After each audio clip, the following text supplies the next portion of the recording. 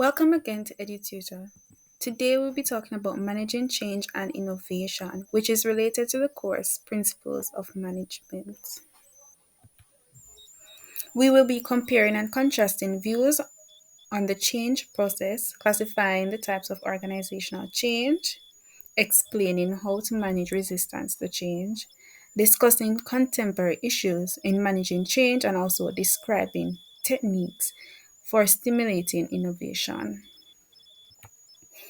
So, what is a change process? The change movement can be defined as methods and manners in which a company describes and implements change within both its internal and external processes, right? So it includes preparing and supporting employees, establishing the necessary steps for change, and also monitoring pre and post change activities to ensure that change is implemented successfully. Now, here's a question. Can you think of any external factors that could result in change in an organization? If so, comment below. Also, can you think of any internal factors that can result in change in an organization? If you are watching this video right now, you can also pause, think about it, and then play. So, the change process. If it wasn't for change, a manager job would be relatively easy. Planning would be simple because tomorrow would be no different from today. But as we know, life is not planned, it doesn't go straight. We have ups and downs in everything that we do. So, the issue of effective organizational design would also be resolved because the environment would not be uncertain and there would be no need to redesign the structure. But change happens every day in our lives, in our workplace, and how we live. And that is why we have to plan for change and learn techniques that we can use so that change can occur successfully. Similarly, decision making would be dramatically streamlined because the outcome of each alternative could be predicted with almost certain accuracy. So, if there was no change, we wouldn't have to make decisions for anything. Everything would have been planned and predicted, right? Change is an organizational reality. However, organizations face change because internal and external factors create the need for change. When managers recognize that change is needed, then what do we do? How do we respond? Right? So there are two views of the changing process. We have the calm waters metaphor, which sees change as an occasional disruption in the normal flow of events. At one time, the calm water metaphor was fairly descriptive of the situation that managers faced. Successful change can be planned and requires unfreezing the status quo. To move away from its unfreezing is necessary, right? So to move away from change, unfreezing is necessary. And unfreezing can be taught as preparing for the needed change. So basically,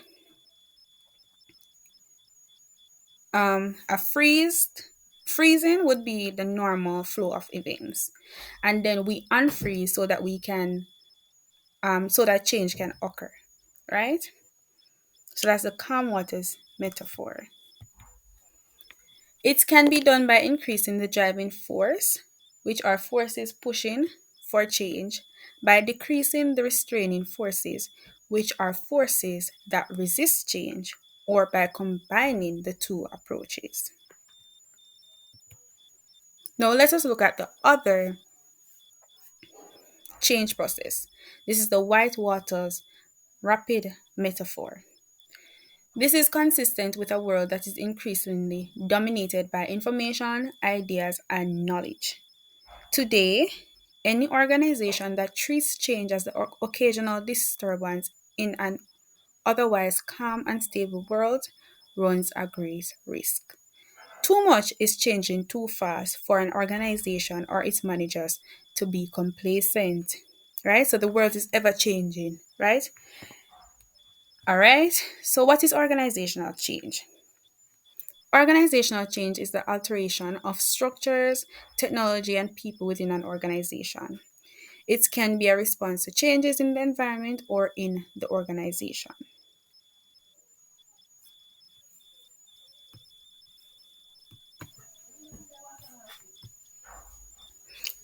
So, organizational change. What are the types of change? We have structure, technology, and people. So, in structure, we have the changing of structural components and the structural design. Then, for technology, work processes, methods, and equipment can change. And then, people. We know that people are always changing, so their attitudes, their expectations, their perceptions, and behavior. And this can occur by individuals or in groups. So, changing structure. This refers to the changes in the organization's designs, as mentioned before, in the reporting relationships, departmental boundaries, and number of employees. Right? So, people can lose their work, or we can take on more employees. You can be changed from a department to another department, or we can have less departments in the organization. Right?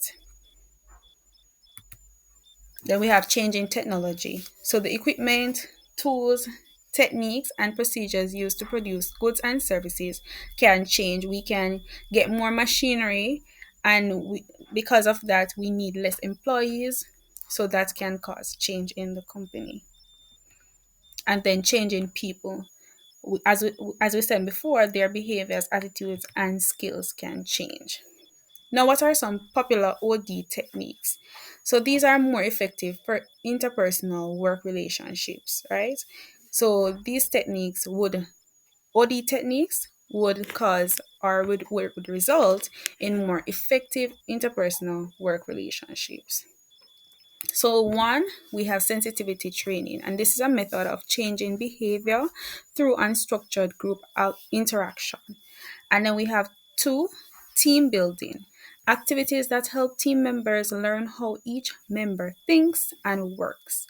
And then three, intergroup development, changing the attitudes, stereotypes, and perceptions that work groups have about each other. Four, process consultation. An outside consultant helps the manager understand how interpersonal processes are affecting the way work is being done.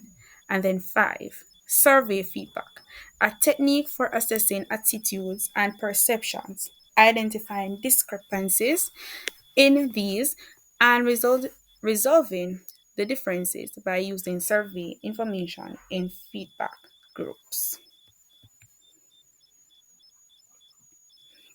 So, managing resistance to change and innovation. When changes are implemented in your workplace, are you the person to say any of the above? So, I don't get it, I don't like it, I don't like you. So, these are more three levels of resistance to change. So, sometimes things happen in your workplace that will lead you to saying one of the above.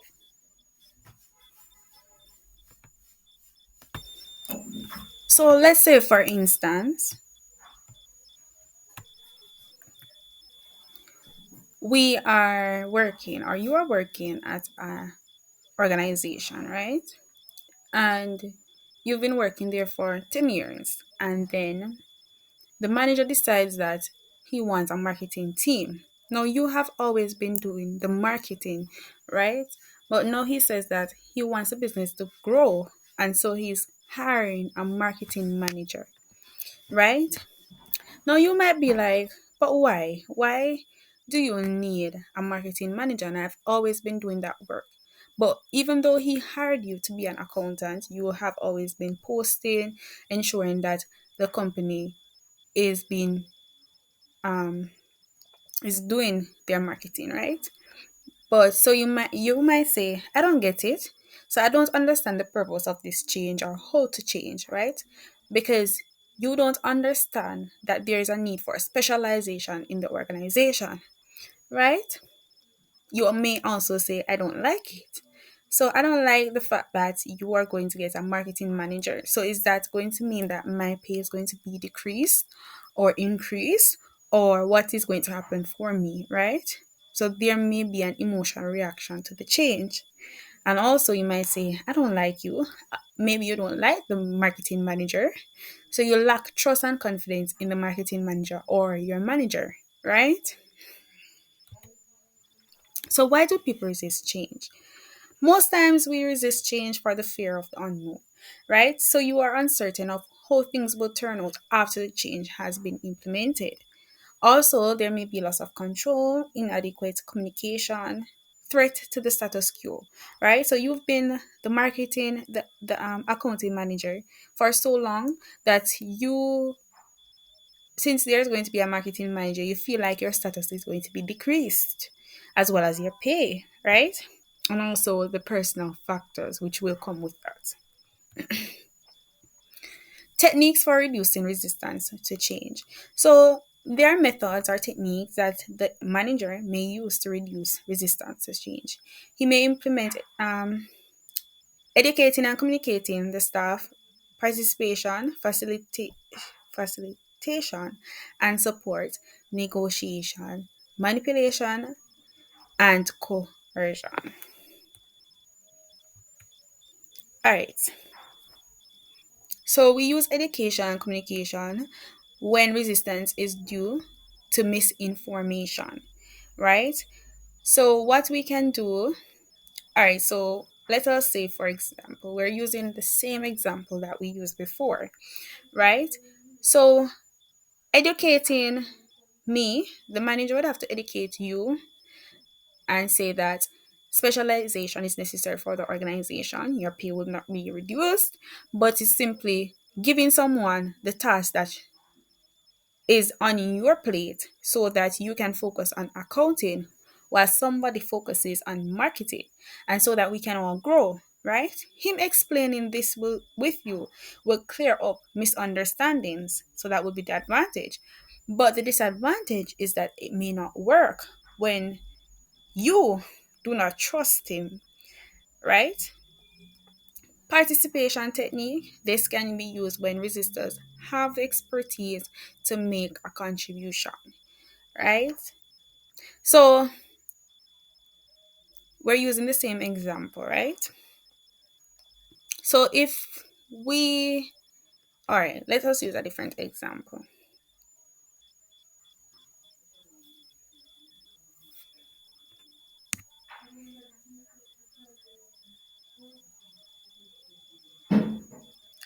Participation will always be necessary for an organization, right? So once you have your workers participating in different activities, they will get to understand what you are doing, and this will increase involvement and acceptance, and it will be less time consuming because it has the potential for a poor solution, right?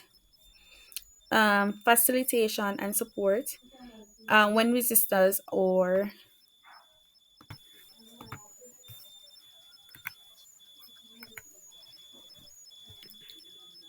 so when resistors are fearful and anxiety or reading. So that's when we use facilitation and support. This can facilitate needed adjustments, and the disadvantage is that expensive. No guarantee of success. Negotiation, we can use this when resistance comes from a powerful group.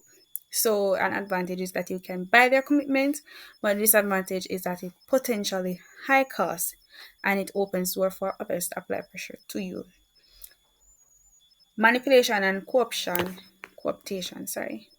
This is used when a powerful group's endorsement is needed, and the advantage is that it is inexpensive and it's an easy way to gain support. Disadvantage, it can backfire, causing change agents to lose credibility. And the last technique is coercion. This is used when a powerful group's endorsement is needed, and its advantage is that it's inexpensive but easy way to gain support. And a disadvantage is that it may be illegal, may undermine change agents' credibility. So, contemporary issues in managing change.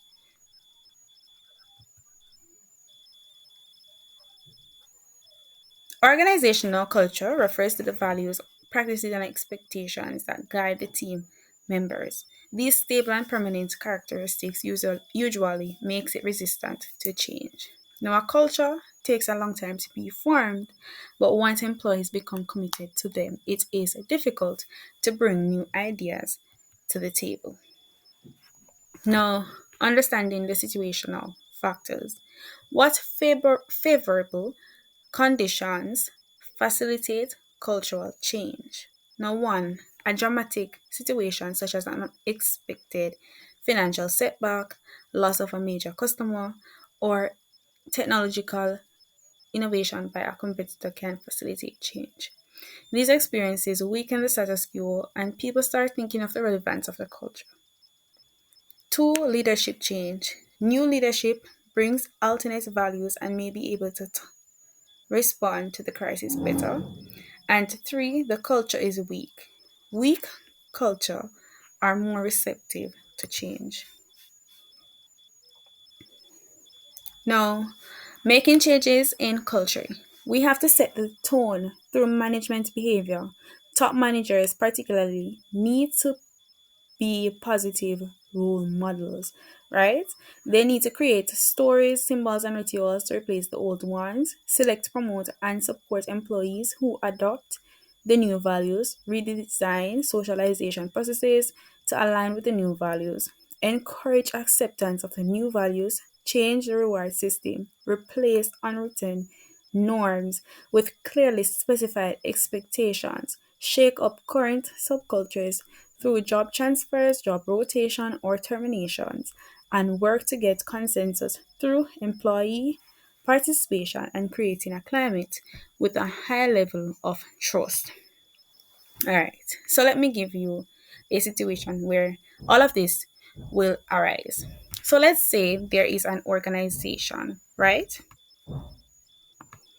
Let's say there's an organization and the manager decides that he no longer can fund the business or he wants to change the type of business that he does. So instead of ending the business fully, he decides that there's an investor who wants to buy the business, right? So the investor buys the business, but this investor will have different ways he wants or things that he wants to change about the business. So, the old manager would have developed a culture within the organization, but this culture may not satisfy the investor. So, what the investor has to do is change the culture, right? But as we said before, changing a culture will bring about positive and negative effects, right? Some people will resist change, and so change has to be implemented in such a way, using such a technique, so that it can be successful, right? So that it can have less setback and also less resistance. So, as we said before, this investor has to ensure that he is a role model. Whatever he is telling the employees to do, he is basically doing it himself, right? Now, most times when a business is sold, employees come with the business. Now, because employees come with the business, they are used to the old ways of doing things. But the investor may not like this. And so he may have to terminate some of them so that, for example, there may be this individual who she wasn't doing much at all, but the boss kept her around because he thought she was beneficial to the organization, but the investor thinks she is not beneficial, right? So you have to terminate her, or maybe he sees that she can be a better marketing person than an accounting person, so he will rotate somebody, right? And also the value system and the reward system will have to change, and socialization processes will have to change. So that is how changes in culture could happen. And there are other ways, but I just use that one because it's something that people can relate to and something that is easier for you to understand. I hope you are understanding. I hope you're getting it. If you are not, you can always say, comment below. You can subscribe if you're getting it, and also you can suggest topics that you have or you are doing that you would need help with. So let us continue. So under change, we have employee stress. Now you might be asking, how does this relate to change and innovation? Well, stress is something that can occur when change is implemented, right? Now, stress is an adverse reaction people have to excessive pressure placed on them from extraordinary demands, constraints, or opportunities. Oftentimes, organizational change creates stress. An uncertain environment characterized by time pressures, increasing workloads, mergers, and restructuring can have a large number of employees overworked and stressed. Right? Stress is often associated with constraints and demands. And we say that constraints prevents us from doing what we desire. But demands refers to the loss of something which you desired. Right? So, using the same example that we just used, where the business was taken over by somebody else, by the investor, right? We realized that the individual, the lady who he would have moved to accounting and she was doing marketing, she may not desire that that change, right? So that would be a demand because it refers to the loss of something that you desired, right? So you desire the marketing job, but the boss is that you're better at accounting and you move to there. And then we say that constraints prevent you from doing what you desire. So say for example, the boss say you no longer can use your phone when you are working, but you always use your phone so that you can contact your children while doing your work and so that you can feel more comfortable. But that would be a constraint and that could cause stress, right? Also, increased workloads could cause stress. Now, there may be personal factors as well as job related factors that can cause stress. However, when it comes on to what you're studying, we basically look at the job related factors, right? Even though both influence stress. This include pressures to avoid errors or complete tasks on time, changes in the way reports are filed, or a demanding supervisor and an unpleasant coworker. Now, all these factors are called stressors. So, stressors is any factor that causes stress. We have categories of organizational stress. One or number one is task demands, and number two is role demands. Task demands are related to the employee's jobs. Now, it includes the person's job, working conditions, and the physical work layout. So, the more interdependence between an employee's task and the tasks of others, the greater the potential for stress. Right? So, if you have a task and there's a deadline and and somebody is dependent or is working waiting on me to finish my work so that I can provide them with my work so that they can do their work, this can be stressful on my end, since if I don't finish on time, then you're going to pressure me and say, oh, you need to finish so that I can do my work. So that would be a task demand. A role demand is a demand relating to pressure placed on an employee as a function of the particular roles he or she plays in the organization. We also have interpersonal demands and organizational structure. Interpersonal demands, pressures created by other employee, lack of social support for colleagues, and poor interpersonal relationships can cause these stress, especially among employees with a high social need. And then organizational structure can increase stress. excessive rules, and employees' lack of opportunity to participate in decisions that affect him or her are examples of structural variables that might be potential sources of stress.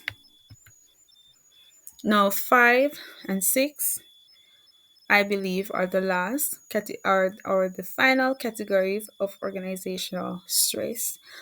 So, organizational leadership represents the supervisory style of the organization's managers, right?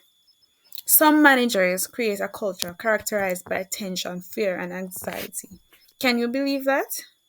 Right? They establish unrealistic pressures to perform in the short run, impose excessively dense cultures, and routinely fire employees who don't measure up. This style of leadership filters down through the organization and affects all employees. Right? So you have this manager who is always over your head, right? And if you don't meet the expectations, you know that you're going to get fired by a weekend. So you're going to be more stressed and you cannot perform at the level that you should because they are constantly over your head, right? You need space to breathe, and this can cause stress. And if you're not careful, you can be so depressed by managers who are like this, right? So if you find yourself in a situation where your manager is always blowing down your neck, would you stay? Right? Personal factors now. This creates stress, right? And these can be family issues, personal economic problems, and inherent personality characteristics because employees bring their personal problems with them to work. A full understanding of the employee stress requires a manager to be more understanding of personal factors. Now we can see symptoms of stress too. They can be displayed physically, psychologically, and behavioral through their behavior. Now, through the behavior, this can be changes in productivity, absenteeism, job turnover, changes in eating habits, increased smoking or consumption of alcohol, rapid speech, fidgeting, and sleep disorders. Sorry. As a manager, you need to notice your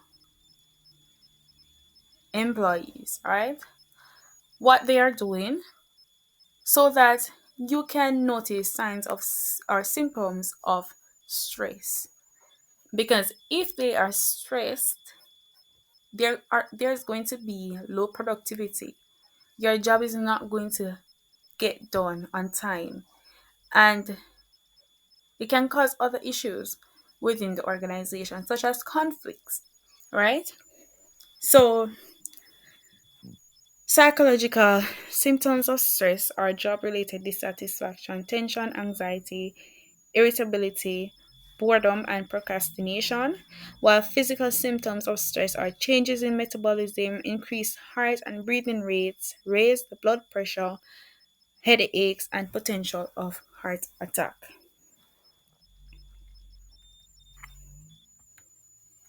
Now, how can stress be reduced? Now, managers should ensure that employees' abilities match their job requirements. Because if you give a employee a job which is over their heads, then the stress level is going to be high. And a realistic job preview during the selection process could minimize stress by reducing ambiguity over job expectations. Now, let's just pause and think about this, right? If you're living in the Caribbean, what we find is that managers would rather give somebody who is low skilled, who don't have the requirements of a job, right? Just because they do not want to pay the employees what they should receive. And because of this, they do not understand that these employees getting in over their heads can be stressed over a period of time, right? So, when these individuals get the job and it is too much for them, they become stressed, they become depressed, and they cannot do the work on time. And so the managers themselves, they will have to fire them at the end of the day. So basically, you're just causing yourself to pay even more than you had to if you had just hired someone who had the skills from start. Then they wouldn't have to get somebody new again who may ask for even more, right? And still not get the job done. Now, improved organizational communications will keep ambiguity, induce stress to a minimum. Similarly, a performance planning program such as MPO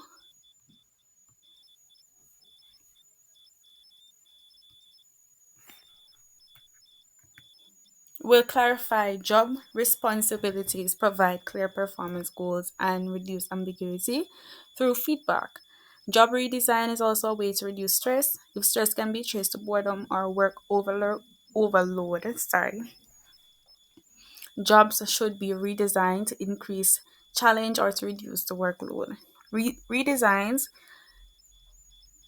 that increase opportunities for employees to participate in decisions and to gain social support also have been found to reduce stress. Now, let's talk about making change happen successfully. Can you see those people jumping? Yes. So, organizational change is an ongoing daily challenge facing managers globally. But even with involvement of all levels of managers, change efforts don't always work on the way they should. In fact, a global study of organizational change concluded that hundreds of managers from scores of US and European countries or companies are satisfied with their operating prowess, but they are dissatisfied with their ability to implement change. So, how can change be implemented successfully? Well, one, make the organization change capable. Two, understand their own role in the process. And three, give individual employees a role in the change process. So, as a manager, you need to do those three things so that change can be implemented successfully. A second component of making change happen successfully is that we have to remember that managers act as change agents, but their role in the change process includes more than just being catalysts for change. They must also be leaders. So when organizational members resist change, it is the manager's responsibility to lead the change effort. As we said before, they have to be role models. So making change happen successfully. Making change happen successfully. So we have to link the present and the future. Think of work as more than an extension of the past. Think of the future opportunities and the issues that factors them into today's decisions.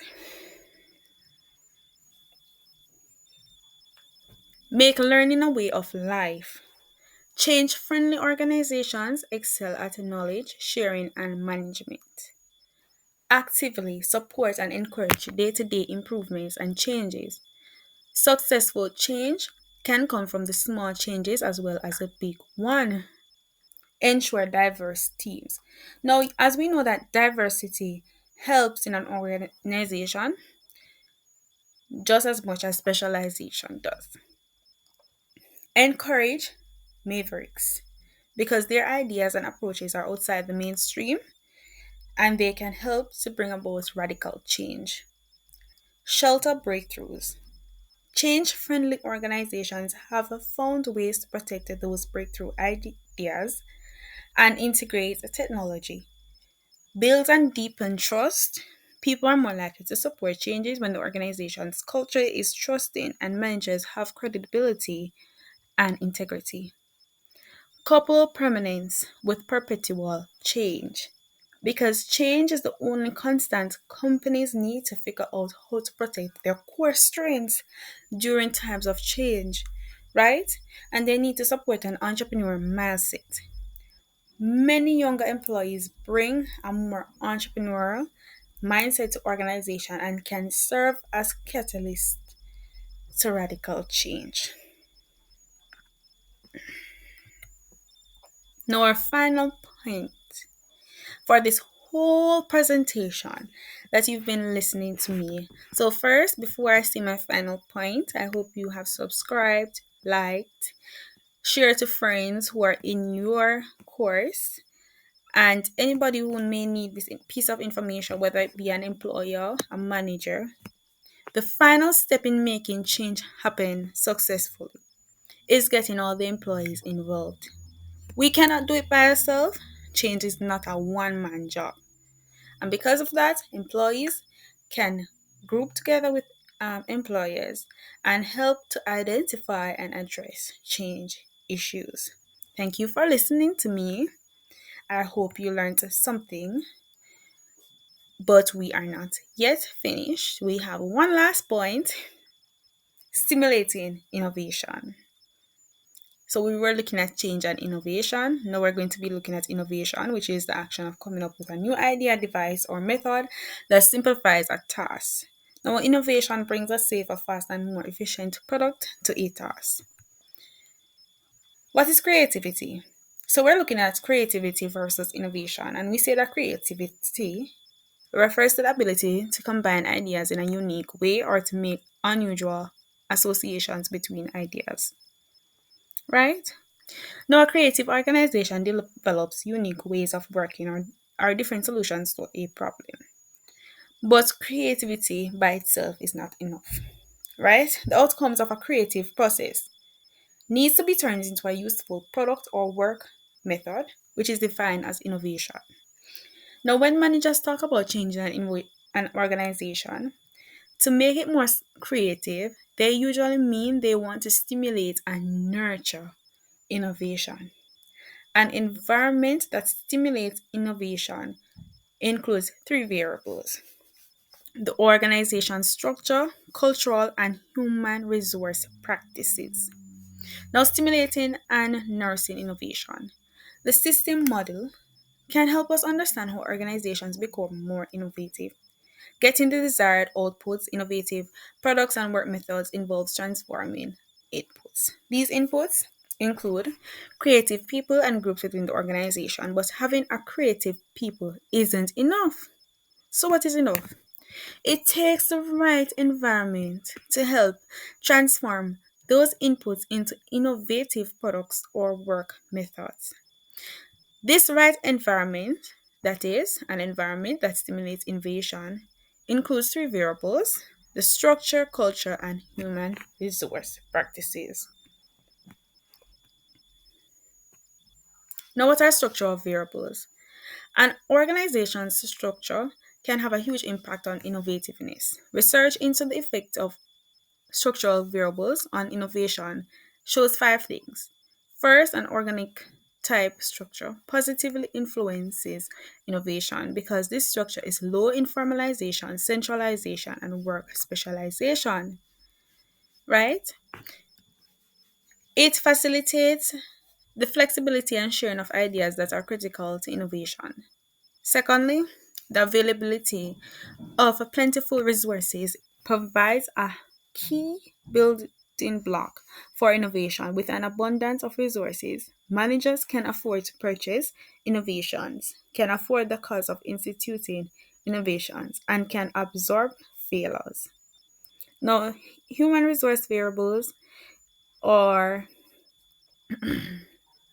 in this category.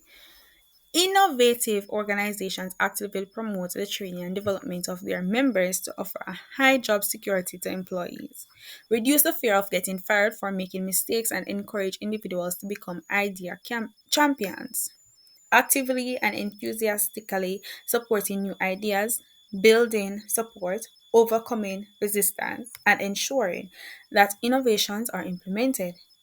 Research finds that idea champions have common personality characteristics: extremely high self confidence, persistence, and energy, and tendency toward risk taking. They also display characteristics associated with dynamic leadership. They inspire and energize others with their vision of the potential of an innovation, and through their strong personal conviction in their mission. They're also good at gaining the commitment of others to support their mission. In addition, idea champions have jobs that provide considerable decision making discretion. Now, cultural variables.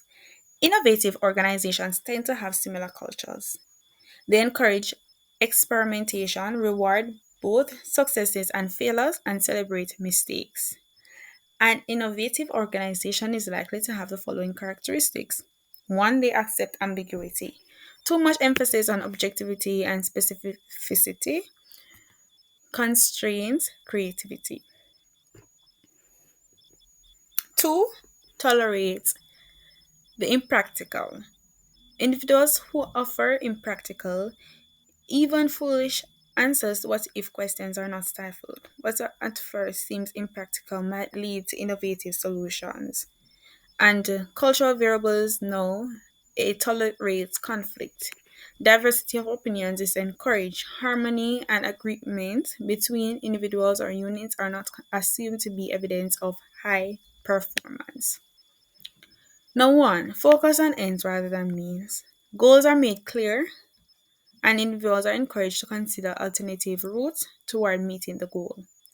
Focus on ends suggests that several right answers might be possible for any given problem, right? Use an open system focus. Managers closely monitor this environment and respond to changes as they occur.